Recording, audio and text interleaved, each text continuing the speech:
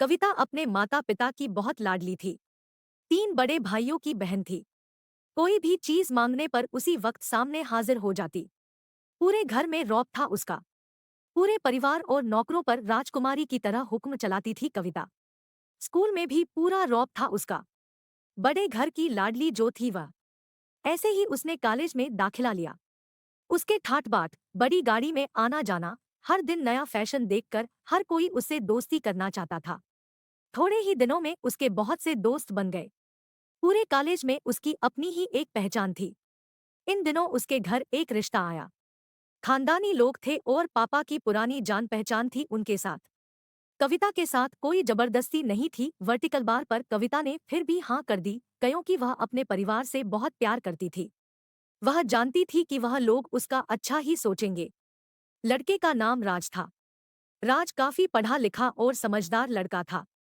ससुराल वाले भी बहुत अच्छे थे। ससुराल में कविता की जगह वैसी ही थी जैसी कि मायके में।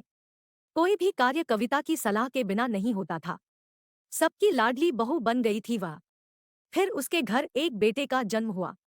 राहुल कविता को जान से प्यारा था। पोता पाकर ससुराल वाले तो फूले नहीं समाते थे। कविता कभी कभी सोचती कि उसकी किस्मत कितनी अच्छी है। उसका हर अपना उसे कितना प्यार करता है। चाहे जीवन में कैसा भी समय आए, मेरे अपने हमेशा मेरे साथ है। मैं कभी अकेली नहीं हो सकती।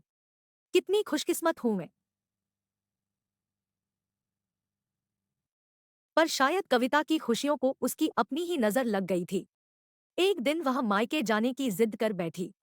राज को बहुत काम था, लेकिन वह फिर भी उसे ले गया। रास्ते में उनकी गाड़ी अन्य गाड़ी से टकरा गई। कविता, राज और राहुल बहुत बुरी तरह से जख्मी हो गए। काफी दिनों के इलाज के बाद राज और राहुल तो ठीक हो गए, लेकिन कविता पूरी तरह ठीक ना हो सकी। सर पर चोट लगने के कारण वह अपनी आंखों की रोशनी खो बैठी। अब कविता की किस्मत जैसे उल्टे पांव चलने लगी। मायके वाले कुछ दिनों तक उसे मिलने आते रहे, फिर कभी कभार फोन ही करके पूछ लेते कि अब कैसी हो।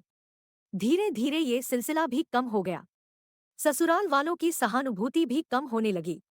घर में किसी को पास बैठने के लिए कहती तो जवाब मिलता, बहुत काम है, अब तुम भी हाथ नहीं बंटा सकती।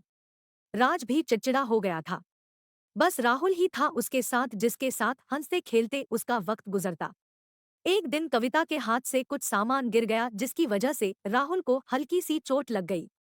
कविता के सास ससुर ने राहुल को उससे अलग कर दिया कि कहीं उसके ना देखने की वजह से बच्चे का कोई नुकसान ना हो जाए। कविता अंदर से टूट चुकी थी।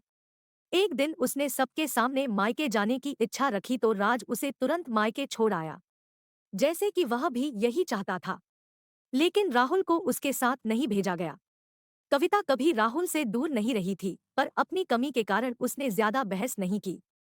कविता को लगा कि वह 3-4 दिन वहां रहेगी तो थोड़ा हवा पानी बदल जाएगा, क्योंकि वह कितने दिनों से कहीं भी बाहर नहीं गई थी। घर वाले भी इतने दिनों बाद उसे देखकर कितने खुश होंगे। कविता के घर पहुंचने पर सब लोग बहुत खुश हुए। खाने में सब कुछ कविता की पसंद का ही बना था। उसने अपने मम्मी पापा और भाई भाभीियों से दिल खोलकर बातें की। उनके छोटे छोटे बच्चे भी बुआ के साथ घुल मिल गए थे। रात को सोने के वक्त जब वह कपड़े बदलने लगी तो उसे पता चला कि उसका बैग तो बहुत भरा हुआ था। वह सब समझ गई। वह बहुत उदास हो गई। कुछ दिनों तक तो सब ठीक रहा, फिर जैसे सब बदलने लगा। सबका व्यवहार बदल रहा था। वह लोग जैसे थक चुके थे उससे। सब लोग घुमा फिरा कर पूछने लगे कि राज कब आ रहा है उसे ले जाने।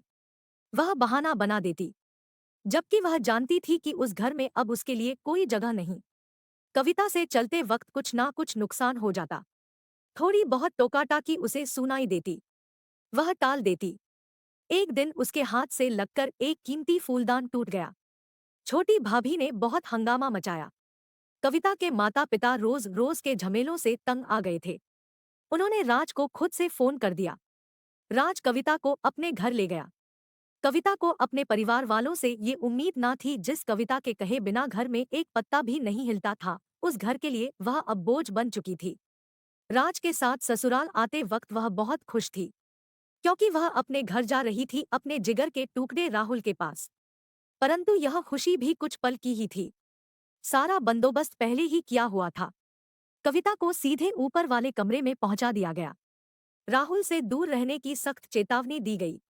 एक कांवाली लता को उसकी जिम्मेदारी सौंपी गई, जो उसके खाने पहनने जैसी जरूरतों का ध्यान रखती। कविता ज्यादातर चुप ही रहती, कभी कभी कांवाली लता से थोड़ा बतिया लेती। उसके जरिए राहुल का पता चल जाता। सबकी लाडली बेटी और बहू सबके लिए लाडली से बोझ बन चुकी थी। दोस्तों, यदि यह कहानी आपको पसंद आए तो लाइक, कमेंट, सब्सक्राइब तथा दोस्तों को शेयर करना न भूलें। धन्यवाद।